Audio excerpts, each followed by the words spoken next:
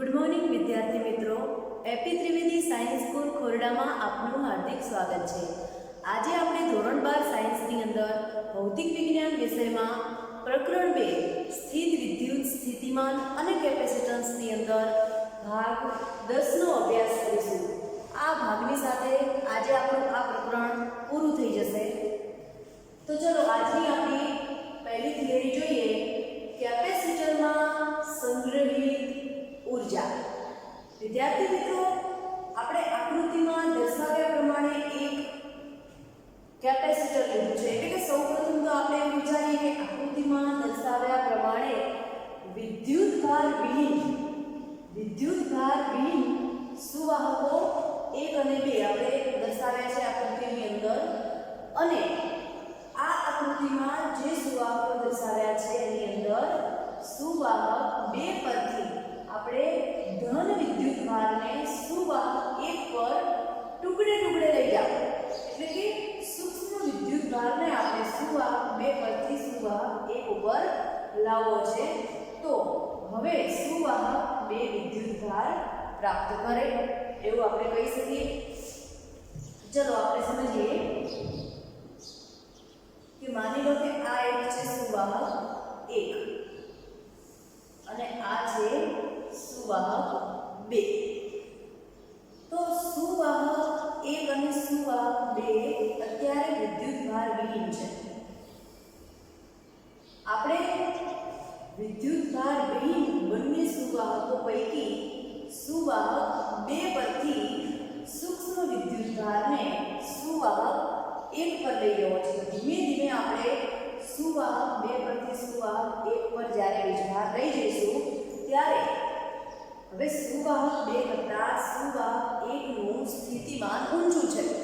તો આપણે વીજભારને લઈ જવા માટે બહારથી કંઈક બળ લગાવવાની જરૂર પડશે। અને જો આપણે બાહ્ય બળ લગાવીશું તો કંઈક કાર્ય થશે। એ જ વસ્તુ આપણે અહીં લખી છે, તમે સ્ક્રીનશોટ લઈ લેજો, બરાબર। એટલે કે સુવાહક 2 પરથી ધન વિદ્યુતભારને સુવાહક 1 ઉપર લઈ જવા માટે બહારથી કાર્ય કરવું પડે છે, કારણ કે સુવાહક 1 એ સુવાહક 2 કરતા ઊંચા સ્થિતિમાન છે। હવે આ કરેલા કાર્યની ગણતરી આપણે સૂક્ષ્મ વિદ્યુતભારના સ્થાનાંતર દ્વારા કરી શકીએ। એટલે કે વિદ્યાર્થી મિત્રો, તમે સ્ક્રીનશોટ લેતા રહેજો, બરાબર। થિયરીનો આપણે કોઈ સૂક્ષ્મ વિદ્યુતભાર del q ડેશ માની લો કે સુવાહક 2 પરથી સુવાહક 1 પર લઈ લેવો છે। હવે કોઈક તબક્કે ધારો કે આપણે સુવાહક 2 પરથી સુવાહક 1 પર ધીમે ધીમે વીજભાર લઈ જઈએ છીએ, તો કોઈક તબક્કો એવો આવે છે કે સુવાહક 1 એ q ડેશ જેટલો ધન વિદ્યુતભાર પ્રાપ્ત કરે છે। કારણ કે આપણે સુવાહક 2 પરથી સુવાહક 1 ઉપર ધન વીજભાર લઈ જઈશું તો કોઈક એવો તબક્કો આવે છે કે સુવાહક 1 એ ધન વિદ્યુતભાર પ્રાપ્ત કરે છે, જ્યારે જેટલો ધન વીજભાર આપણે લઈ ગયા હોઈશું એટલો જ ઋણ વીજભાર એટલે કે માઈનસ q ડેશ જેટલો વીજભાર એ સુવાહક 2 પ્રાપ્ત કરે છે એવું આપણે કહી શકીએ। અને હવે આપણે માની લઈએ કે આ જે 2 સુવાહકોનું એક તંત્ર બન્યું। આ તંત્રની અંદર એક કેપેસિટરની રચના જોઈ શકાય છે। સુવાહક 1 ધન વીજભાર ધરાવે છે, સુવાહક 2 ઋણ વીજભાર ધરાવે છે। તો આપણે આ કેપેસિટરનું વિદ્યુત સ્થિતિમાનનો તફાવત લખી શકીએ, જે કેટલો મળશે v ડેશ બરાબર q ડેશ ભાગ્યા c। જ્યાં c એ શું થશે? આ તંત્રનું કેપેસિટન્સ। હવે વિદ્યાર્થી મિત્રો, આ તબક્કા પછી આપણે માની લો કે ડેલ q ડેશ જેટલો સૂક્ષ્મ ધન વિદ્યુતભાર સુવાહક 2 થી સુવાહક 1 ઉપર લઈ જઈએ તો હવે આપણો આ માઇનસ ક્યુ ડેશની જગ્યાએ સુવાહક બેનો વીજભાર થઈ જશે માઇનસ ક્યુ ડેશ માઇનસ ડેલ ક્યુ ડેશ, કારણ કે આપણે આટલો વીજભાર સુવાહક એક ઉપર લઈ જઈએ છીએ.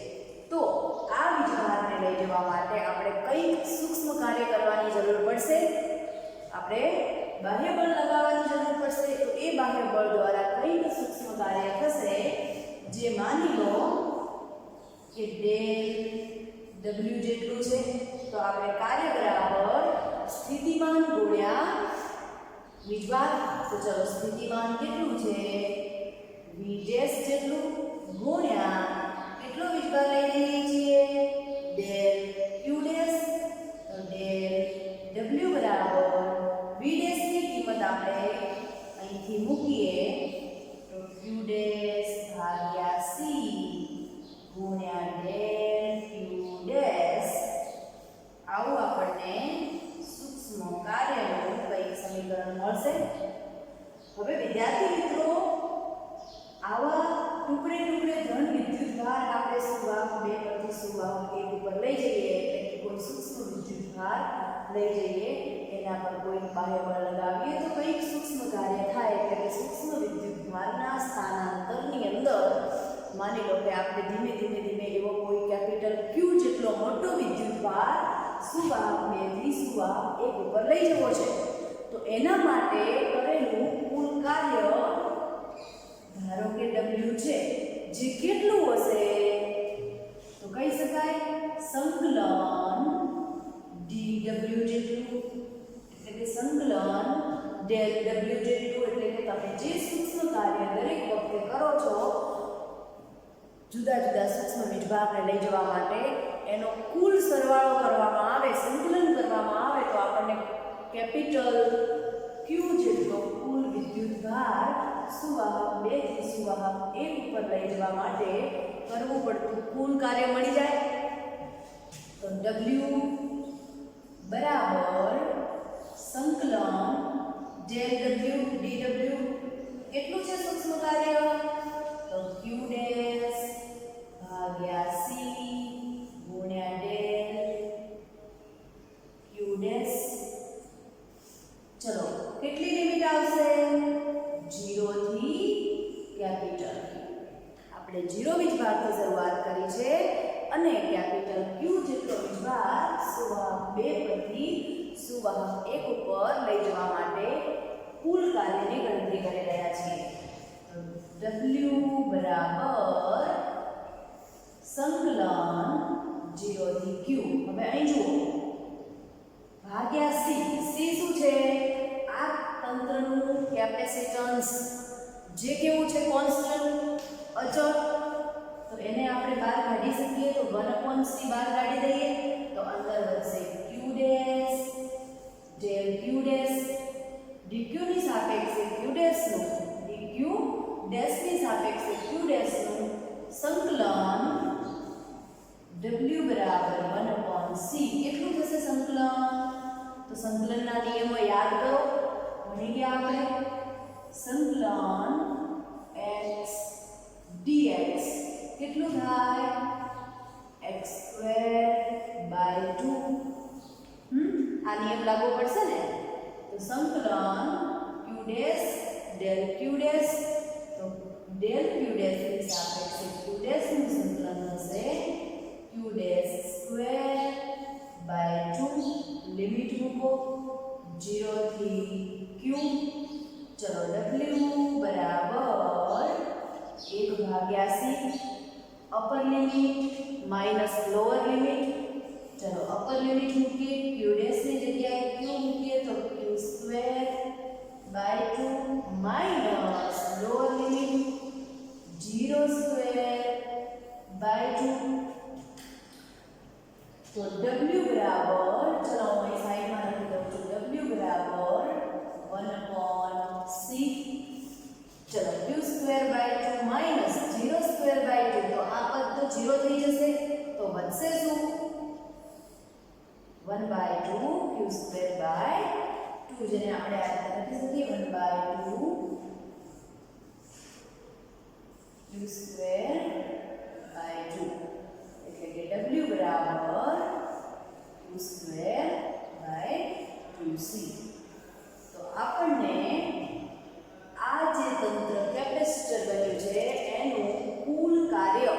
જે આપણે બાહ્ય બળ દ્વારા કુલ કાર્ય કરાવીએ છીએ એ w q²/2c જેટલું મળ્યું.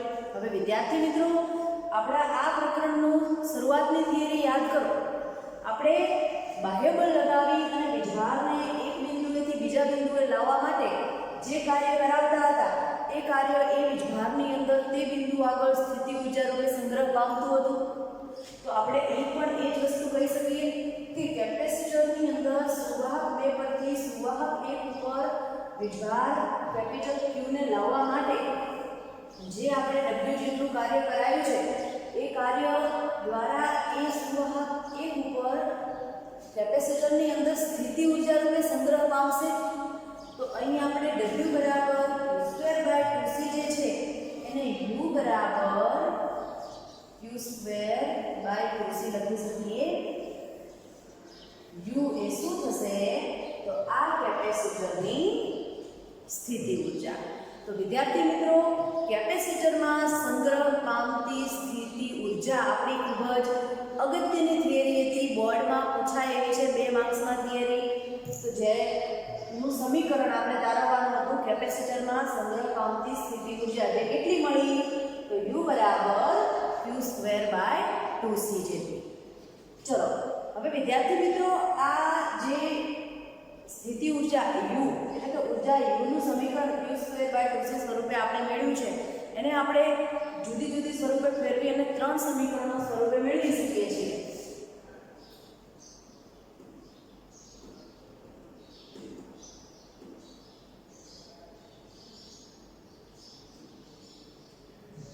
ચલો એક તો સમીકરણ આપણે મેળવ્યું U બરાબર q²/2c. આ સમીકરણને આપણે માની લો કે અહીંથી આપણે કિંમત મૂકીએ વિદ્યુત સ્થિતિમાનનો તફાવત V બરાબર વીજભાર Q ભાગ્યા કેપેસિટન્સ C. અહીંથી જો વીજભારને કરતા બનાવવામાં આવે તો Q બરાબર CV થાય.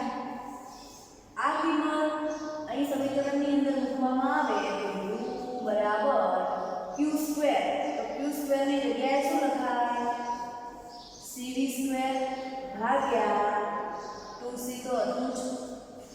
ચલો U બરાબર c² v²/2c.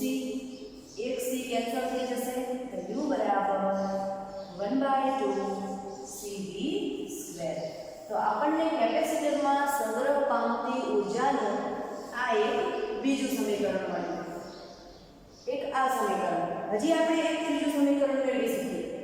V બરાબર Q ભાગ્યા C જે છે એમાં આપણે Q બરાબર CV લીધા.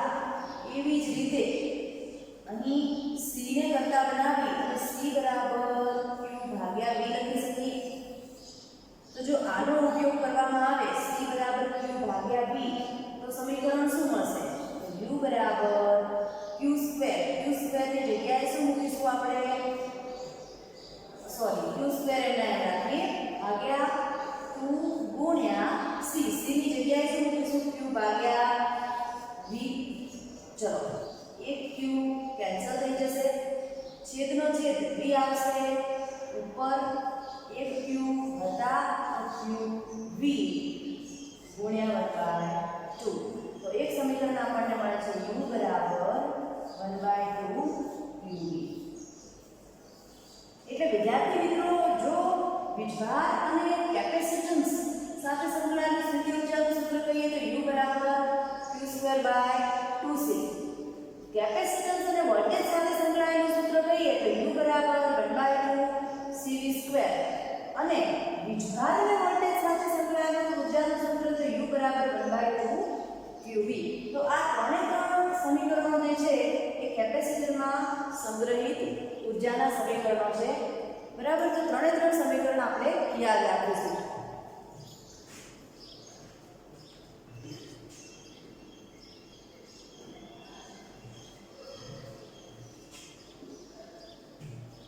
ચલો તો થિયરી તમે અહીં જોઈ લેજો. બરાબર?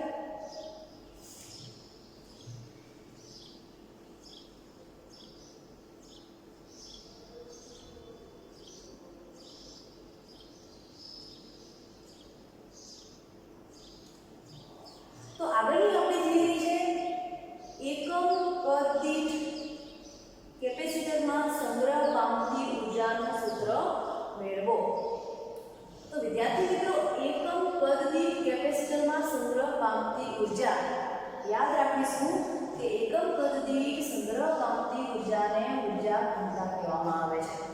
કેપેસિટરની અંદર એકમ કદ દીઠ સંગ્રહ પામતી ઉર્જા જે શું થશે કેપેસિટરની ઉર્જા ઘનતા. તો જેનું સૂત્ર આપણે તારવવાનું છે ચલો જોઈએ.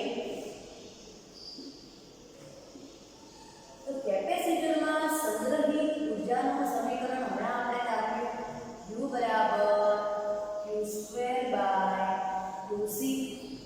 આનો ઉપયોગ કરી અને આપણે એકમ કદ દીઠ સંગ્રહ પામતી ઉર્જાનું સમીકરણ તારવીએ જેને ઉર્જા ઘનતા કહીશું. અહીંયા જે આપણને સૂત્ર મળશે એ ઉર્જા ઘનતાનું સૂત્ર મળશે. તો વિદ્યાર્થી મિત્રો એકમ કદ દીઠ કીધું છે તો આપણે આ સૂત્રને આ સમીકરણને કદમાં એટલે કે ભીમાં કન્વર્ટ કરવાનો પ્રયત્ન કરીએ. તો ચલો અહીં Q વીજભાર આપ્યો છે. વીજભારને આપણે કદ એટલે કે ક્ષેત્રફળ ડિસ્ટન્સ વગેરેમાં કન્વર્ટ કરવું હોય તો આપણી જોડે એક સૂત્ર છે યાદ કરો. વિદ્યુતભાર પૃષ્ઠ ઘનતા સિગ્મા બરાબર વીજભાર ભાગ્યા ક્ષેત્રફળ. અહીંથી આપણે જો વીજભારને સૂત્રનો કરતા બનાવીએ તો Q બરાબર સિગ્મા એ લખી શકાય. તો Q બરાબર સિગ્મા એ તો Q ની જગ્યાએ સિગ્મા a² ભાગ્યા 2C. C એટલે શું કેપેસિટન્સનું કેપેસિટન્સ. તો આપણે સમાંતર પ્લેટ કેપેસિટર ભણી ગયા. સમાંતર પ્લેટ કેપેસિટરની અંદર કેપેસિટન્સ C નું સૂત્ર યાદ કરો એપ્સિલોન 0 a ભાગ્યા d. તો આ કિંમત આપણે અહીંયા મૂકીએ C ની જગ્યાએ તો એપ્સિલોન 0 a ભાગ્યા d. ભાગ્યા d ને આપણે આવી રીતે છેદનો છેદ અંશમાં ગુણ્યા d લખી શકીએ. U બરાબર ચલો સિગ્મા સ્ક્વેર a² ગુણ્યા d ભાગ્યા 2 એપ્સિલોન 0 a. અહીંયાથી એક કેન્સલ થઈ જશે. હવે અહીં આપણે સિગ્મા અપોન એપ્સિલોન 0 ની કિંમત મેળવવી છે. આપણે સૂત્ર ભણી ગયા E બરાબર સિગ્મા અપોન એપ્સિલોન 0 આવું વિદ્યુત ક્ષેત્રનું સૂત્ર ભણી ગયા. E બરાબર સિગ્મા અપોન એપ્સિલોન 0 મૂકવું છે. પરંતુ ઉપર જુઓ સિગ્મા સ્ક્વેર છે અહીંયા એપ્સિલોન 0 છે તો આપણે એપ્સિલોન 0 નો વર્ગ કરવો હોય તો એપ્સિલોન 0 વડે ગુણો અને એપ્સિલોન 0 વડે ભાગો. તો U બરાબર સિગ્મા સ્ક્વેર ભાગ્યા એપ્સિલોન 0 ગુણ્યા એપ્સિલોન 0 તો એપ્સિલોન 0 સ્ક્વેર ગુણ્યા ચલો અહીંયા બનશે AD એપ્સિલોન 0 ભાગ્યા છેદમાં શું બનશે 2. ચલો sigma square upon epsilon 0 square તો સિગ્મા અપોન એપ્સિલોન 0 એટલે E વિદ્યુત ક્ષેત્ર. તો ચલો કિંમત મૂકીએ તો U બરાબર કેટલા થશે તો sigma square upon epsilon 0 square ની જગ્યાએ આપણે મૂકીએ E સ્ક્વેર AD એપ્સિલોન 0 તો એપ્સિલોન 0 ગુણ્યા AD ને અલગ કરીએ ભાગ્યા અહીંયા શું વધશે. હવે વિદ્યાર્થી મિત્રો યાદ કરો AD એટલે શું? A એટલે પ્લેટોનું ક્ષેત્ર, D એટલે બે પ્લેટ વચ્ચેનું અંતર, ક્ષેત્રફળ ગુણ્યા અંતર શું થાય કદ. તો આપણે આ પદ AD ને આ બાજુ લાવીએ તો U ના ભાગાકારમાં આવે તો U ભાગ્યા AD બરાબર ચલો આ પદને થોડા ગોઠવી દઈએ 1/2 એપ્સિલોન 0 E સ્ક્વેર લખાય તો U અપોન AD એ શું છે કેપેસિટરનું કદ. A એટલે ક્ષેત્રફળ ને D એટલે અંતર. ક્ષેત્રફળ ગુણ્યા લંબાઈ અંતર શું થશે કદ. તો કેપેસિટરનું કદ થયું. તો U અપોન AD એટલે શું એકમ કદ દીઠ કેપેસિટરમાં સંગ્રહ પામતી ઉર્જા જેને શું કહેવામાં આવે છે ઉર્જા ઘનતા જેની સંજ્ઞા છે ρe. તો ઉર્જા ઘનતા U ભાગ્યા AD બરાબર ρe. તો ઉર્જા ઘનતા ρe બરાબર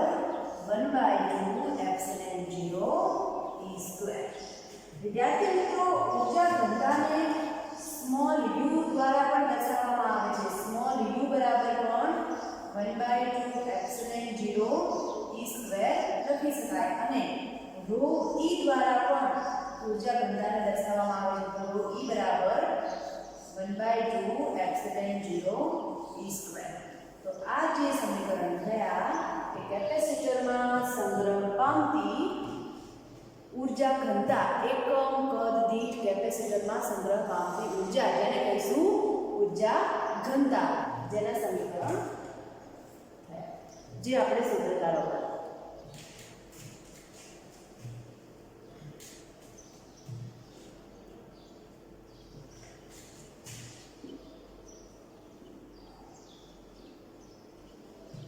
તો વિદ્યાર્થી મિત્રો, એ અહીં મેં લખીને દર્શાવ્યું છે, તમે સ્ક્રીનશોટ પાડી લેજો થિયરી લખવા માટે.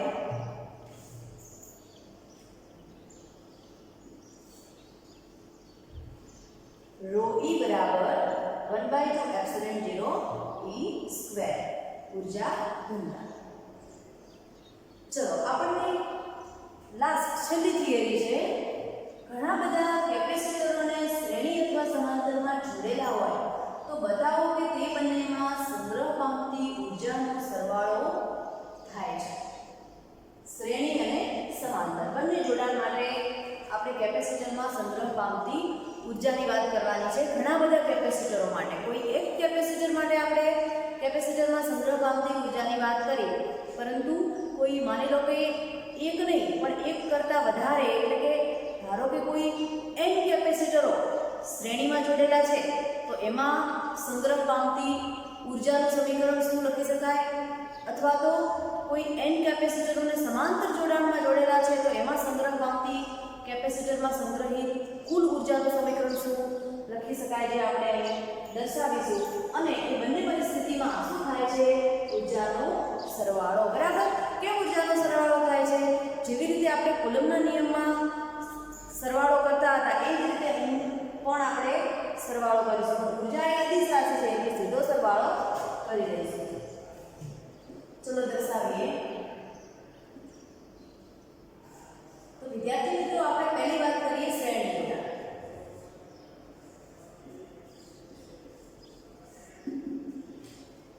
તો કેપેસિટરમાં સંગ્રહ પામતી ઊર્જા u બરાબર q² / 2c. આપણે આ સમીકરણનો ઉપયોગ કરીએ શ્રેણી જોડાણ માટે. યાદ કરો, શ્રેણી જોડાણની અંદર વીજભાર અચળ હોય. શ્રેણી જોડાણની કન્ડિશન શું છે? q અચળ. શ્રેણી જોડાણમાં વીજભાર અચળ હોય છે. તો હવે માની લો કે કોઈ n કેપેસિટરોને શ્રેણી જોડાણમાં જોડેલા છે અને એમાં સંગ્રહ પામતી કુલ ઊર્જા u ને આપણે એની દરેક કેપેસિટરની સ્વતંત્ર ઊર્જાના સરવાળા સ્વરૂપે દર્શાવી છે. તો કેવી રીતે દર્શાવી શકીશું? તો માની લો કે આ u એ કોઈ n કેપેસિટરોને શ્રેણી જોડાણમાં જોડતા મળતી ઊર્જા u છે. તો ચલો, દરેક કેપેસિટર માટે શ્રેણી જોડાણ છે તો વિભાગ અચળ હશે, ભાગ્યા 2 બાર કાઢી લઈએ તો આ 1/c 1/c એ શું થશે? તો કોઈ n કેપેસિટરોને શ્રેણી જોડાણમાં જોડતા મળતા તંત્રનું કુલ કેપેસિટન્સ કહી શકાય. તો એને આપણે u બરાબર u² / 2. ચલો આ રીતે દર્શાવી શકાય. આ 1/c છે, ચલો હું અહીંયા સાઈડમાં લખી દઉં u² / 2. આ 1/c છે અને આપણે દરેક કેપેસિટરના સ્વતંત્ર કેપેસિટન્સના સરવાળા સ્વરૂપે દર્શાવી શકાય. તો 1/c ની જગ્યાએ કેપેસિટર 1 નું કેપેસિટન્સ 1/c1 પ્લસ કેપેસિટર 2 નું કેપેસિટન્સ 1/c2 પ્લસ કેપેસિટર 3 નું capacitance 1/c3 plus dash dash dash n માં કેપેસિટરનું કેપેસિટન્સ 1/cn લખી શકાય.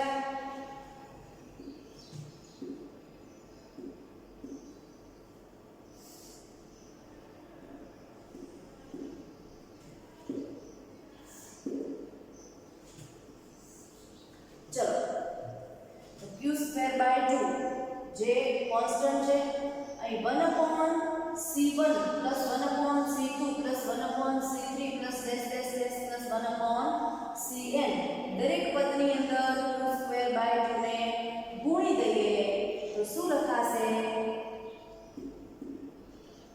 તો q square by 2 1 upon c1 plus q square by 2 1 upon c2 plus q square by 2 1 upon c3 plus dash dash dash plus q square by 2 1 upon cn तो u बराबर q square upon 2c1 q square upon 2c ऊर्जा u तो q square upon 2c1 तो શું થશે capacitor એકમાં સંગ્રહ પામતી ઊર્જા જેને શું કહી શકીએ u1 વત્તા q સ્ક્વેર अपॉन 2c2 શું થશે કેપેસિટર 2 માં સંગ્રહ પામતી ઊર્જા u2 વત્તા q સ્ક્વેર अपॉन 2c3 તો કેપેસિટર 3 માં સંગ્રહ પામતી ઊર્જા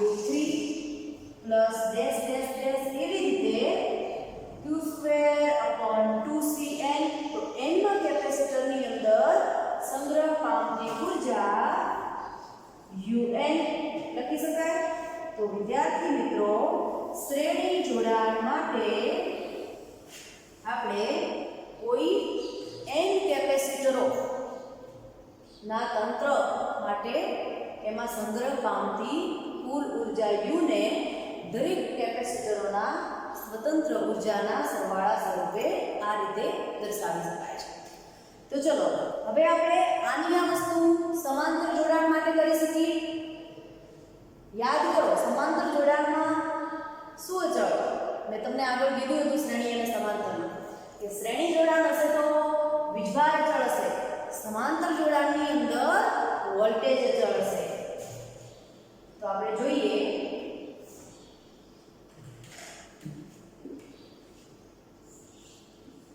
चलो समांतर जोड़ाण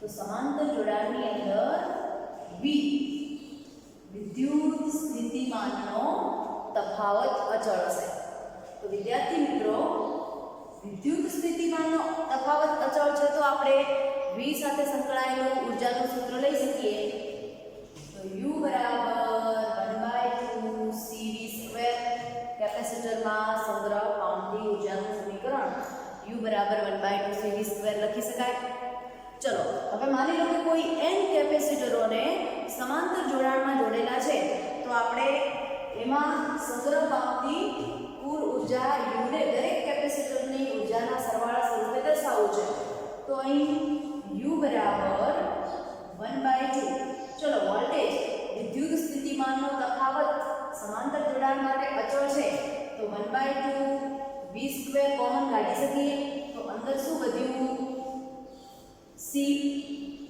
तो बराबर 1/2 v² એટલે કે v²/2 લખી શકાય કૌંસમાં આ c એ શું છે તો કોઈ n કેપેસિટરોના બનેલા તંત્રનું કુલ કેપેસિટન્સ c જેને દરેક કેપેસિટરના સરવાળા સ્વરૂપે દર્શાવી શકાય એટલે કે કેપેસિટર 1 નું કેપેસિટન્સ C1 વત્તા કેપેસિટર 2 નું કેપેસિટન્સ C2 વત્તા કેપેસિટર 3 નું કેપેસિટન્સ C3 વત્તા ડેશ ડેશ ડેશ n માં કેપેસિટર નું કેપેસિટન્સ Cn ચલો તો u બરાબર v²/2 ને અંદર ગુણી શકીએ વોલ્ટેજ અચળ છે વિદ્યુત સ્થિતિમાનનો તફાવત અચળ છે તો અંદર ગુણી લઈએ તો v²/2 c1 વત્તા v²/2 c2 વત્તા v²/2 c3 dash dash dash વત્તા v²/2 cn ચલો તો u બરાબર v²/2 c1 1/2 v² c equal to 1/2 cv² એ થયું ને 1/2 c1 v² તો શું છે ઊર્જા U તો v²/2 C1 શું થશે કેપેસિટર 1 માં સંગ્રહ પામતી ઊર્જા U1 v²/2 C2 શું થશે કેપેસિટર 2 માં સંગ્રહ પામતી ઊર્જા U2 જેવી રીતે કેપેસિટર 3 માં સંગ્રહ પામતી ઊર્જા U3 n માં કેપેસિટરમાં સંગ્રહ પામતી ઊર્જા Un તો વિદ્યાર્થી મિત્રો આ જે સમીકરણ છે એ આપણને સમાંતર જોડાણ માટે કેપેસિટરમાં સંગ્રહ પામતી ઊર્જા જે કુલ ઊર્જા છે એ સ્વતંત્ર કેપેસિટરમાં સંગ્રહ પામતી ઊર્જાના સરવાળા સ્વરૂપે દર્શાવેલ સૂત્ર મળશે જે આપણે અહીં દર્શાવ્યું છે એટલે કે કેપેસિટરના બંને પ્રકારના જોડાણમાં સંગ્રહ પામેલી ઊર્જાઓનો સરવાળો થાય છે આપણે દરેક પરિસ્થિતિમાં U બરાબર U1 વત્તા U2 વત્તા U3 વત્તા ડેશ ડેશ ડેશ Un લખ્યું છે